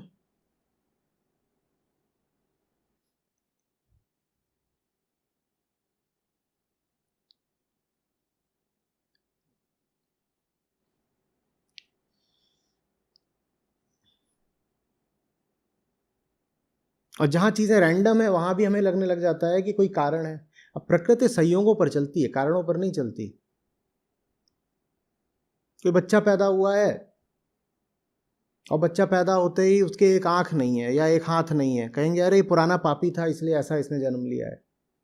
पुराना पापी नहीं है, संयोग की बात है। या तो संयोग की बात है या गर्भ के समय पे माँ ने कुछ उल्टा पुल्टा खा लिया होगा या पोषण की कमी रही होगी, तो इसलिए ऐसा हुआ है। या फिर सिर्फ संयोग की बात है, कई बार सिर्फ संयोग भी होते हैं, जीन्स का खेल होता है। एवोल्यूशन में बहुत हद तक रैंडमनेस भी चलती है, तो ये भी होता है। लेकिन तुरंत जैसे कोई लड़का पैदा हुआ, वो कमजोर है, हो गए 3 लड़कियां एक के बाद एक पैदा हो गई, कह रही ये देखो ये पिछले जन्म में ना किसी का कर्ज लेके बिना चुकाए मर गए थे, अब 3 लड़कियां हुई हैं, अब दहेज के रूप में उसे पुराना कर्ज चुकाएंगे। ये क्या बहाना मिल गया, पूरा एक्सप्लेनेशन ही मिल गया, एकदम बात साफ हो गई।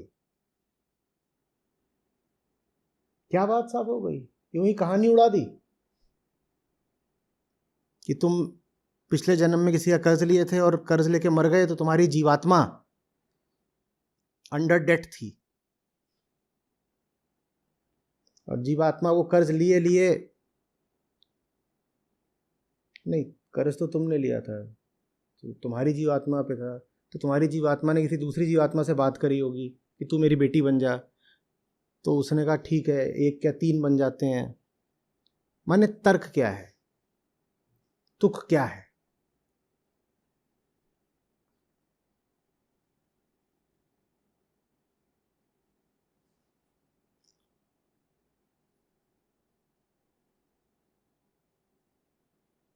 इस तरह का खूब चला है। पुरुषों को ज्यादा बातचीत शोभा नहीं देती। मर्द जब ज्यादा मुंह चलाता है तो अगले जन्म में औरत बन के पैदा होता है। तो इनके हिसाब से मैं तो पिछले 100 जन्मों में औरत ही रहा हूंगा। देखो, कोई दिन नहीं जाता जब मुंह न चलाता हूं, यही काम है मेरा। पैट्रियार्की, मिसोजिनी, जितने तरीके की मूर्खताएं हो सकती हैं सब हमने पकड़ ली हैं, यही जीवात्मा का खेल चला चला के।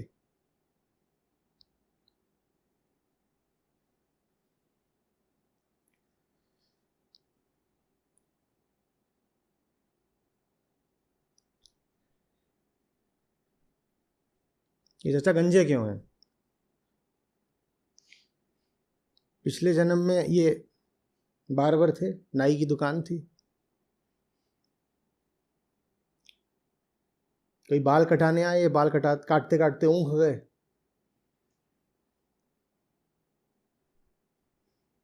उसको साफ कर दिया, एकदम निर्मल खोपड़ा कर दिया उसका।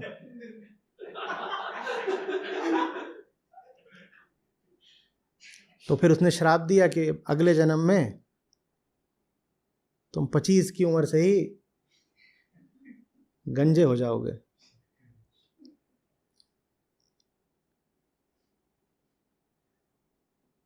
ठीक है, हर चीज का एक्सप्लेनेशन मौजूद है।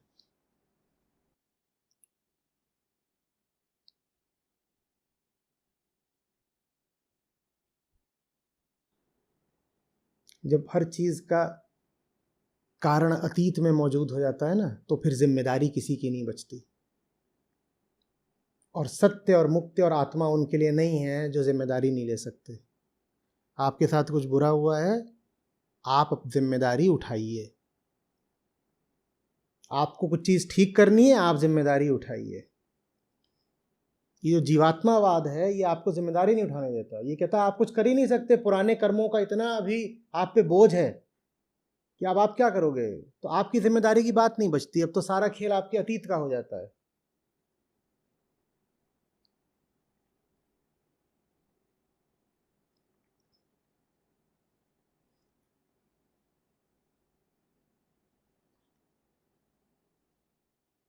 ये आदमी इतना झूठ क्यों बोलता है? अजी क्या करे, पूर्व जन्मों के संस्कार है, पूर्व जन्मों के संस्कार है, इस जन्म का लालच है, ये नहीं बोलोगे, पूर्व जन्मों के संस्कार हैं, तो अब जिम्मेदारी कहाँ बची बताओ?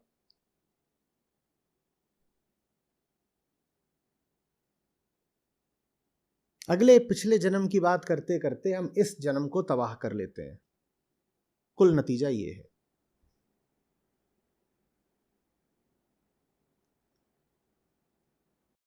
प्रणाम आचार्य जी। आचार्य जी, कुछ बेसिक्स क्लियर करने थे। जैसे अभी कुछ देर पहले आपने अपने ट्वीट के बारे में बात करा, consciousness is just a lie in duality. तो कॉन्शियसनेस मतलब सब्जेक्ट और ऑब्जेक्ट, और ये डुअलिटी हो गई। तो हम जब बात करते हैं विशुद्ध चेतना की या प्योर कॉन्शियसनेस की, तो ये रियलाइज करना कि ये सब्जेक्ट और ऑब्जेक्ट ही है, यही फिर विशुद्ध चेतना हो गई। विशुद्ध चेतना का मतलब है जो सब्जेक्ट है वो अपने आप को ऑब्जेक्ट से भिन्न मानना छोड़ दे। अहंकार को अपने लिए कोई साथी ही न मिले। अहंकार साथी ऐसा खोजता है ना जो उससे भिन्न हो। आपने कभी ये कहा है क्या मैं हूं? आपने हमेशा ये कहा है ना कि मैं संजीव हूं, मैं पुरुष हूं। तो मैंने अपने लिए एक संजीव खोजा है, मैंने अपने लिए मैं नहीं खोजा है।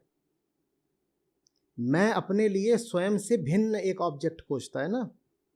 और अगर ये दिख जाए कि मैं का ऑब्जेक्ट मैं से भिन्न है ही नहीं, तो मैं को फिर कोई साथी नहीं मिलेगा। मैं को जब कोई साथी नहीं मिलेगा तो मैं अकेला नहीं जी सकता, मैं मर जाता है। फिर वही विशुद्ध चेतना के रास्ते। ठीक।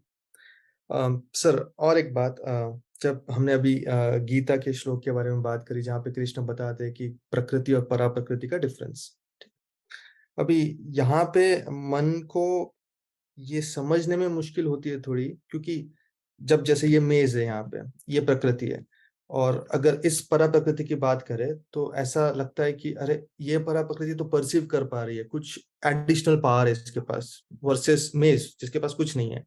तो लगता है कि कैसे मान लूं कि ये मेज की तरह ही है। तो जो सेब जमीन की ओर गिरता है, उसने जमीन को परसीव करा तभी तो जमीन की ओर गिरा ना। जितनी भी फिजिकल फील्ड्स हैं,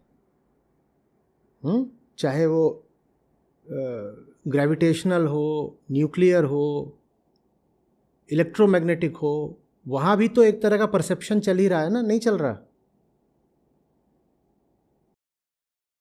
परसेप्शन चल रहा है, बट अब तर्क ये उठता है कि जो ऑब्जेक्ट है पता नहीं वो परसीव कर पा रहा है कि नहीं, ऐसे उसको पता चल रहा है कि परसेप्शन हो रहा है। नहीं, बिल्कुल हो रहा है, उसको पता चल रहा है। आप इसके ऊपर जब लद के बैठते हैं और ज़्यादा अपना वज़न डाल दें तो टूट कैसे जाता है? उसने परसीव किया ना आपको, तभी तो टूट गया। ठीक।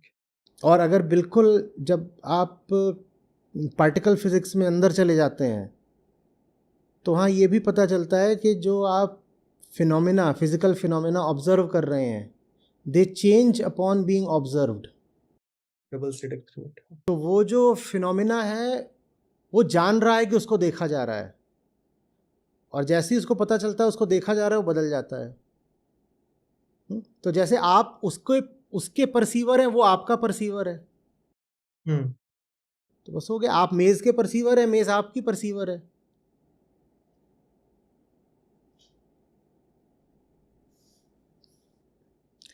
लोहा चुंबक का परसीवर है, चुंबक लोहे का परसीवर है, दोनों में आपसी एक क्रिया होती है ना। हम ये भी जब बोलते हैं कि सेब पृथ्वी की ओर गिरता है तो वो बात भी पूरी तरह ठीक नहीं, ये भी हम जानते हैं। सेब और पृथ्वी एक दूसरे की तरफ गिरते हैं जी, यस, है ना। अगर सेब, बस ये है कि सेब बहुत छोटा है, पृथ्वी बड़ी है, तो पता नहीं चलता। नहीं तो सेब भी खिंच रहा है, पृथ्वी भी खिंच रही है ना। तो दोनों एक दूसरे को सदा परसीव करते हैं। हम कहते हैं पृथ्वी सूर्य का चक्कर काटती है, ये बात बिल्कुल ठीक नहीं है। पृथ्वी और सूर्य दोनों चक्कर काटते हैं जो अर्थ सन सिस्टम का सेंटर ऑफ मास है उसके इर्द गिर्द। तो दोनों एक दूसरे को परसीव कर रहे हैं ना। ऐसा नहीं है कि सिर्फ पृथ्वी ही सूर्य को परसीव कर रही है और अपने सेंट्रिपिटल फोर्स और सूर्य के ग्रेविटेशन के कारण चक्कर काट रही है। सूर्य भी तो चक्कर काट रहा है। अब पृथ्वी आई तो सूर्य ने भी चक्कर काटना शुरू कर दिया ना। सेंटर ऑफ सिस्टम का जो सेंटर ऑफ मास है, सूर्य ने भी चक्कर काट।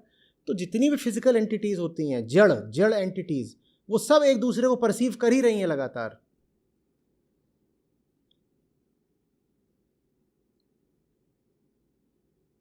अहंकार को लेकिन ये गुमान रहता है कि सिर्फ मैं ही परसीवर हूं।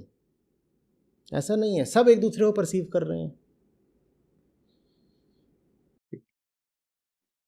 इस पे मुझे थोड़ा सा और विचार करना पड़ेगा क्लैरिटी लाने के लिए, बट दिस इज हेल्पफुल। धन्यवाद सर। प्रणाम सर, मेरी आवाज आ रही है? जी बोलिए। जी सर, आज अष्टावक्र जी से समझा कि अहम मिट्टी है, व्रत है, और श्री कृष्ण से भी जैसे पढ़ा है कि हम जो है अहम जो है प्रक्रिया है, और हम जो है मतलब केमिकल्स है, और हमारी कोई ऐसे हम मान के रखे कि हमारा कोई एग्जिस्टेंस है, तो ऐसा मानना मतलब कहीं ना कहीं हमें फायदा ही नहीं देगा। तो लेकिन ये मतलब चीज़ समझ में आती है, मतलब थ्योरेटिकली समझ में आती है, लेकिन अ, जब जैसे अब मेरे जीवन में मैं जाके देखता हूँ, तो जैसे अभी की बात करूँ मैं, तो आपसे बात करने से पहले ही मैं काफ़ी ज़्यादा मतलब अ, डर रहा था या घबरा रहा था कि मतलब पता नहीं क्या होगा समझ नहीं आ रहा था। तो थोड़ा घबरा भी रहा था, तो इसी तरह से बाहर भी जाने पे होता है कि अ, मतलब जैसे मान लो लोगों से जाके बात करता हूँ, तो वहाँ पे भी जाके काफ़ी मन की टेंडेंसीज़ मतलब हावी हो जाती है, डर होता है, और जैसे काम भी करता हूँ मान लो मैं, तो उसमें भी कभी-कभार आलस या फिर काम के प्रति सही से निष्ठा नहीं होना, कामचोरी होना। तो मतलब जो सीखा है कि मन मिट्टी है, तो ये चीज़ मतलब याद भी दिलाता हूँ खुद को मैं कि आचार्य जी से सीखा है, तो इसको अपने जीवन में उतारना भी है। तो इसको मतलब मैं कैसे धीरे-धीरे अपने जीवन में लाऊँ? तो ये आपसे जानना। जिज्ञासा ही तरीका होती है। जो चीज़ें मन को जीवित रखती हैं, उनके निकट जाके पूछना पड़ेगा कि उसमें ऐसा क्या है कि मन उनके संदर्भ में जीवित हो उठता है।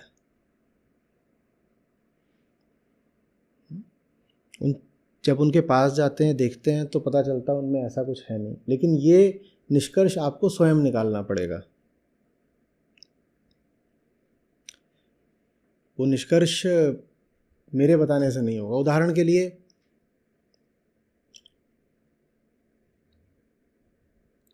आपके पास पेट होता नहीं है, पर जब आप खाने के पास जाते हैं तो पेट जीवित हो जाता है। वो प्रसुप्त पड़ा था, डॉर्मेंट, वो जीवित अर्थात सक्रिय हो जाता है।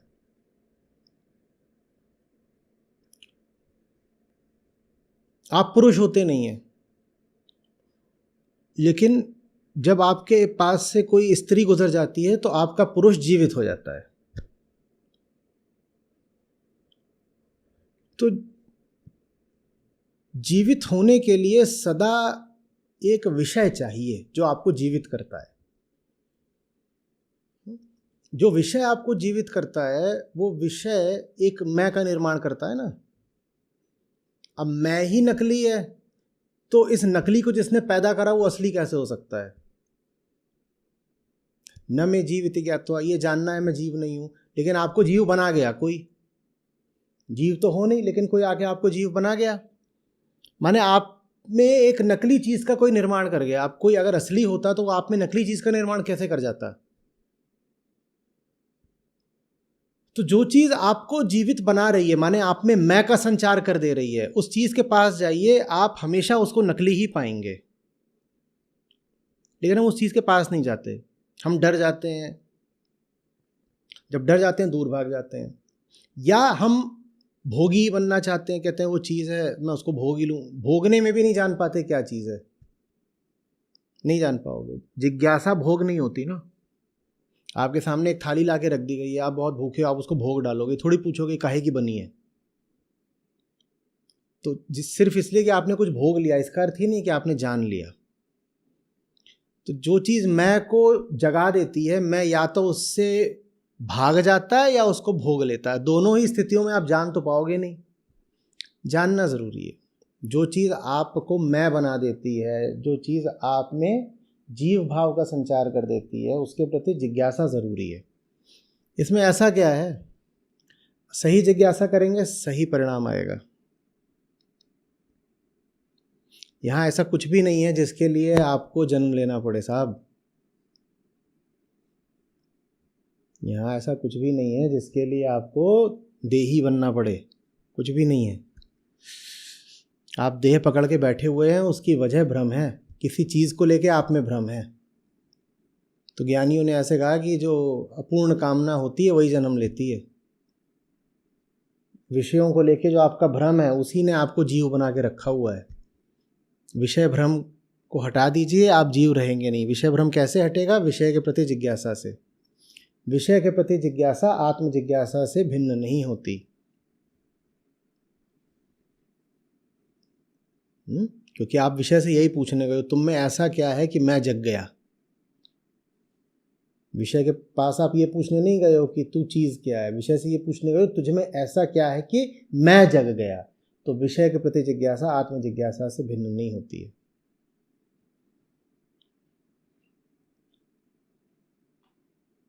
ये मत पूछिएगा विषय से तू क्या है, ये पूछोगे तो अपना पता नहीं चलेगा। हम तो जो जिज्ञासा है वो विषय और अपने संबंध के बाबत करने गए हैं। तुझ में ऐसा क्या है कि मैं जग गया, हमारा तुम्हारा संबंध क्या, हम ये जिज्ञासा करने गए हैं। और ये जिज्ञासा आप जब भी करेंगे तो यही पाएंगे, ऐसा कुछ था नहीं, आप व्यर्थ ही जग गए। सो जाओ।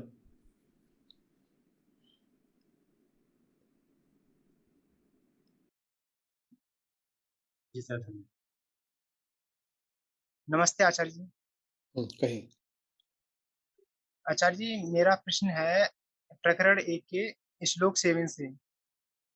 आप उसमें बात कहते हैं कि विशुद्ध चेतना होती है, उसका कोई धर्म नहीं होता। उसका कोई अभिव्यक्ति धीरे धीरे, उसका कोई धर्म नहीं होता। धर्म, हाँ। उसकी अभिव्यक्ति शरीर से किरणों की तरह फूटती है। ठीक। आर्नन हैक्सेल कृष्णमूर्ति की प्रथम और अंतिम मुक्ति की प्रस्तावना में कहते हैं कि यह आवश्यक नहीं कि सृजनशीलता कि इसका मतलब कि सृजनशीलता, यह आवश्यक नहीं कि सृजनशीलता क्या इसका अर्थ है आंतरिक स्वतंत्रता। अभिव्यक्ति का कोई मार्ग खोजे, यह कोई प्रतिभा नहीं जो बाह्य अभिव्यक्ति की मांग करे। नहीं, मैं समझ ही नहीं पा रहा हूँ आप क्या कह रहे हैं। यह आवश्यक नहीं कि सृजनशीलता, ये तो आधा वाक्य है, पूरा वाक्य क्या है? अभिव्यक्ति का कोई मार्ग खोजे, यह आवश्यक नहीं है, रुकिए, यह आवश्यक नहीं कि सृजनशीलता अभिव्यक्ति का कोई मार्ग खोजे। जी हाँ, आगे। यह कोई प्रतिभा नहीं जो बाह्य अभिव्यक्ति की मांग करे। ठीक ठीक, हाँ, आगे। इन दोनों का मर्म क्या है आचार्य जी, ये समझा दीजिए। यही है कि अपनी मौज है, अपनी मौज है। अभिव्यक्त न होना भी अपनी अभिव्यक्ति है। आवश्यक नहीं है कि तुम अभिव्यक्त होते ही रहोगे। आत्मा पर कोई बाध्यता नहीं है कि वो प्रकृति में अपनी अभिव्यक्ति दर्शाएगी ही। बाध्यता की नहीं बात है, मौज की बात है। मुक्ति है भाई, क्या कारण है? मुक्ति है। अगर सदा अभिव्यक्त होना ही है तो मुक्त कहाँ रह गए बताओ? जिस भी चीज में सदा जुड़ गया या नियम जुड़ गया उसमें मुक्ति तो खत्म हो गई ना। हाँ, तो आत्मा अभिव्यक्त करे तो करे, ना करे तो ना करे, कुछ कह नहीं सकते।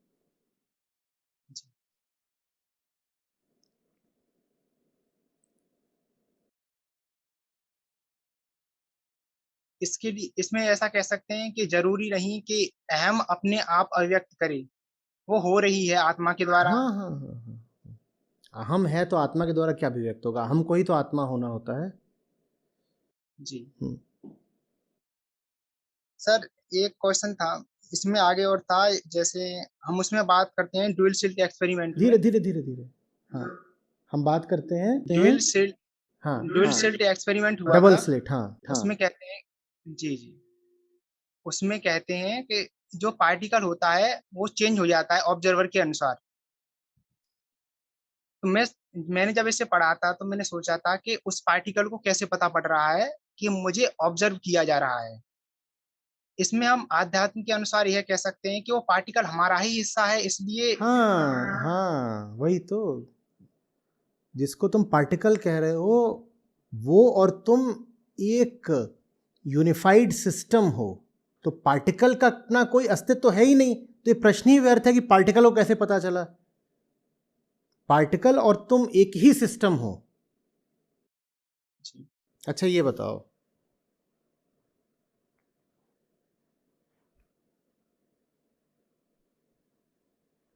ठीक है, ये लटकता दिख रहा है, ये लटकता दिख रहा है, दिख रहा है, इसको मैंने छुआ क्या?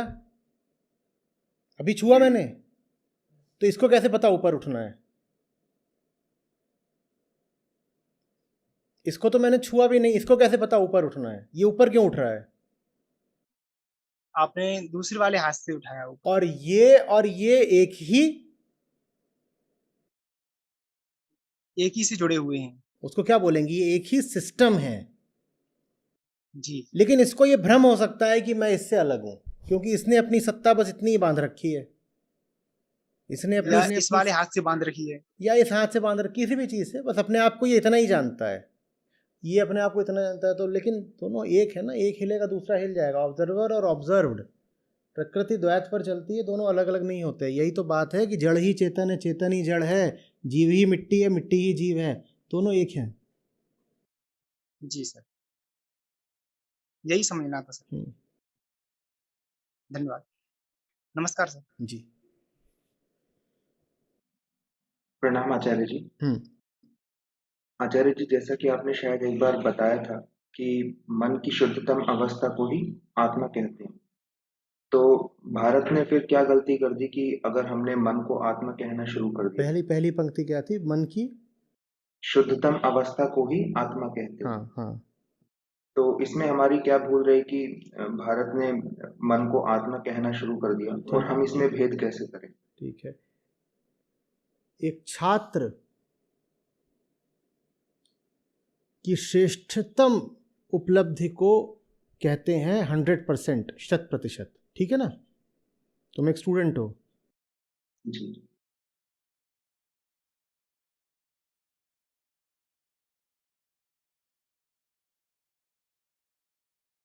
तुम तो ताकि रहे हो। मेहनत हाँ, ताकि मेहनत न करनी पड़े। मिल गया जवाब। जो तुमको बहुत मेहनत करके पाना था वो तुमने अपनी वर्तमान स्थिति को ही कहना शुरू कर दिया। तो अहम को आत्मा मिलनी चाहिए बहुत मेहनत करके, पर हमने अपने आप को ही आत्मा बोलना शुरू कर दिया, मैं ही तो आत्मा हूं, मैं ही तो आत्मा हूं, और ये भी कहना शुरू कर दिया कि मैं आत्मा हूं, और चूंकि आत्मा अमर होती है तो मैं भी अमर हूं। मैं आत्मा हूं और आत्मा अमर होती तो मैं भी अमर हूं। तो लोगों ने कहा पर तू तो मर जाता है, मैंने तेरे देखा अभी घूम रहा था, मैं कर रहा था, मर गया, कुछ नाम था मान लो उसका, राजीव गोसाई, घूम रहा है मर गया। क्या तू तो मैं कर रहा था? मरा नहीं, मैं तो उड़ गया हूं। अभी मेरा नाम राजीव गोसाई था, अब मैं बगल के गांव में झुन्नू लाल बन के पैदा होऊंगा। मैं तो उड़ा हूं भाई।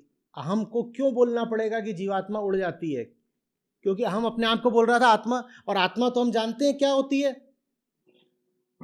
अमर होती है। मर क्या, आत्मा क्या होती है? अमर। अब अहम अपने आप को अगर आत्मा बोलना चाहता है तो अहम को अपने आप को भी क्या सिद्ध करना पड़ेगा? क्या सिद्ध करना पड़ेगा? आत्मा। अरे यार, अहम अपने आप को आत्मा बोलना चाहता है और आत्मा अमर होती है, तो अहम को अपने आप को भी क्या सिद्ध करना पड़ेगा? अमर। अमर। लेकिन लोगों ने देखा कि अहम तो मर रहा है। कैसे मर रहा है? राजीव गोसाई मर गया। तो राजीव गोसाई ने एक चाल निकाली, बोला नहीं नहीं, मैं मरा तो हूं ही नहीं, मैं अब बगल के गांव का झुन्नू लाल बन गया हूं। तो ये जो पुनर्जन्म की पूरी बात है, ये अहंकार की साजिश है ताकि वो अपने आप को आत्मा साबित किए रहे। अच्छा एक बात बताओ, लोहा जंग बन गया, आयरन ऑक्साइड बन गया, ठीक है ना? तो अब जंग है, लोहा तो कहीं है नहीं, तो इसका मतलब ये है कि जंग में से लोहा फुर्र से उड़ गया था और अब वो जाके कहीं और घुस जाएगा और वहां लोहा पैदा हो जाएगा। नहीं। नहीं ना, उसी तरह से कुछ उड़ नहीं जाता। लोहा था, लोहा जंग हो गया और जंग भरभरा के जमीन पे गिर गई, खत्म बात। ऐसा थोड़ी है कि जंग में से लोहा उड़ गया है, कुछ था तो उड़ तो नहीं गया है ना, उड़ गया है ना। ऐसा होगा कि अब कोई सो रही थी बेचारी औरत, उसके पेट में लोहा घुस गया तो अब वो आयरन मैन को जन्म देगी, ऐसा तो नहीं होने वाला। नहीं। हाँ,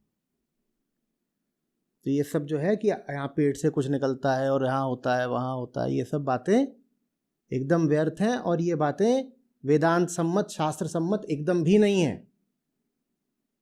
अगर आप आध्यात्मिक व्यक्ति हो तो भी इन बातों को नहीं मानोगे, और अगर आप अपने आप को एक सच्चा सनातनी बोलते हो तो भी आपको ये बातें नहीं माननी चाहिए।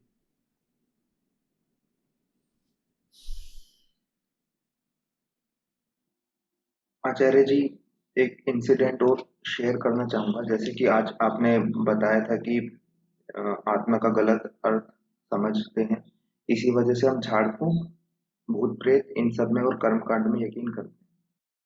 2015 में मेरे पिताजी का एक्सीडेंट हुआ था और 3 साल तक वो कोमा में रहे। उस समय धर्म के बारे में कुछ बिल्कुल भी नहीं जानते थे, ना कभी कुछ पढ़ा था ज्यादा। और लोगों के कहने पे यही विश्वास में पूरा परिवार आने लग गया कि कोई भूत प्रेत लग गया। उस वक्त एक्सीडेंट हुआ, महामृत्युंजय मंत्र के जाप करवाए जिसमें लाखों रुपए लग गए।